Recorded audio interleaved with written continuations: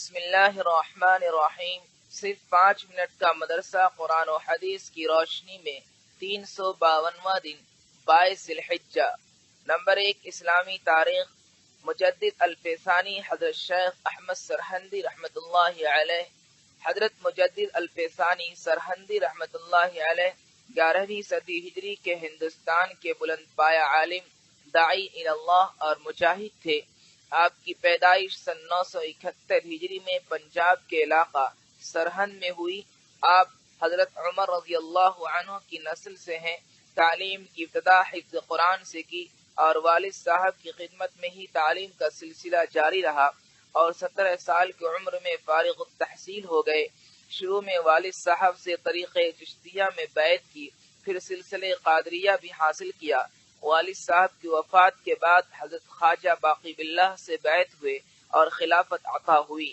اس کے بعد دعوت و تبلیغ میں مشغول ہو گئے۔ سنت و بدعت، شریعت و فلسفہ اور تصوف اسلامی اور رہبانیت کے فرق کو واضح کیا۔ دین کی خاطر ان کو قید خانہ کی مشقت بھی جھیلنی پڑی۔ ان کے ذریعے اللہ تعالیٰ نے بادشاہ اکبر کے دین الہی کے نام سے بنائے ہوئے اس فتنہ کا خاتمہ کیا جسے اس نے بہت سے مذہبوں کی رسموں کو ملا کر بنایا تھا۔ آپ کی وفات سن 1034 ہجری میں 63 سال کی عمر میں ہوئی اور اپنے وطن سرہند ہی میں مدفون ہوئے۔ حضرت شیخ احمد سرہندی رحمۃ اللہ علیہ کی سب سے بڑی علمی، اصلاحی اور تجدیدی یادگار ان کے مکتوبات ہیں۔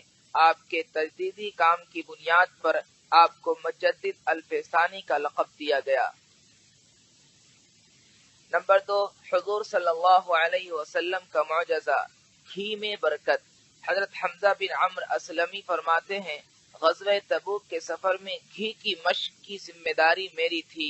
دوران سفر میں نے اس میں سے تھوڑا سا گھی نکالا اور حضور صلی اللہ علیہ وسلم کے لیے کھانا تیار کیا اور مشق میں دیکھا تو گھی بہت ہی کم بچا تھا۔ میں نے وہ مشق دھوپ میں رکھ دی اور میں سو گیا۔ اچانک میں نے گھی کے بہنے کی آواز سنی تو میری آنکھ کھل گئی، دیکھا تو گھی بہ رہا تھا۔ میں جلدی سے کھڑا ہوا اور مشق کا منہ پکڑ لیا۔ حضور صلی اللہ علیہ وسلم نے مجھے دیکھ کر فرمایا، اگر اس کو چھوڑ دیتے تو پوری وادی گھی سے بہنے لگتی۔ نمبر 3 ایک فرض کے بارے میں، وصیت پوری کرنا۔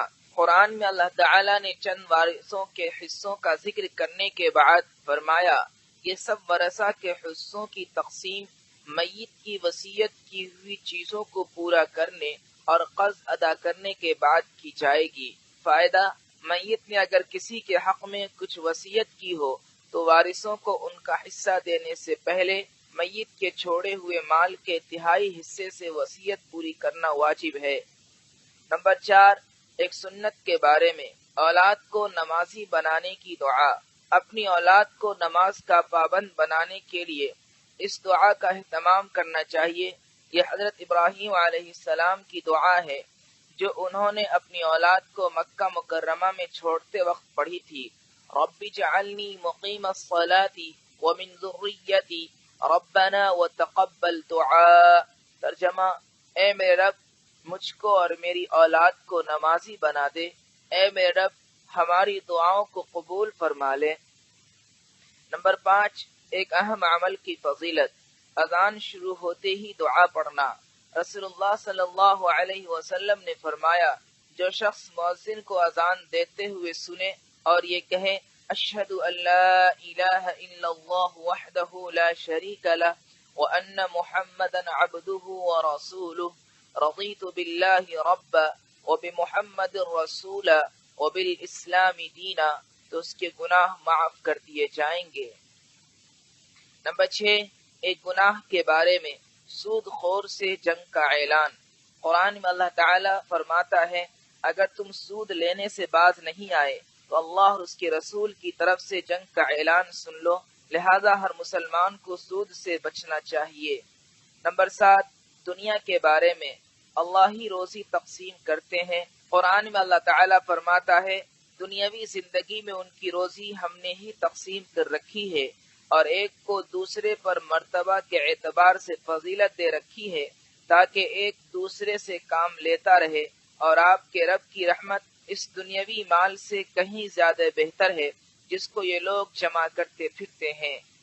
نمبر 8، آخرت کے بارے میں زمین گواہی دے گی۔ آپ صلی اللہ علیہ وسلم نے آیت تلاوت فرمائی، یومئذ تحدث اخبارها، اس دن زمین اپنی سب باتیں بیان کر دے گی۔ پھر ارشاد فرمایا، تم جانتے ہو زمین کیا خبریں بیان کرے گی؟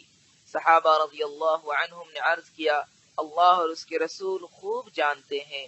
آپ صلی اللہ علیہ وسلم نے ارشاد فرمایا، اس کی خبریں یہ ہے کہ وہ ہر مرد اور عورت کے متعلق اس عمل کی گواہی دے گی جو اس کی پیٹھ پر کیا گیا تھا۔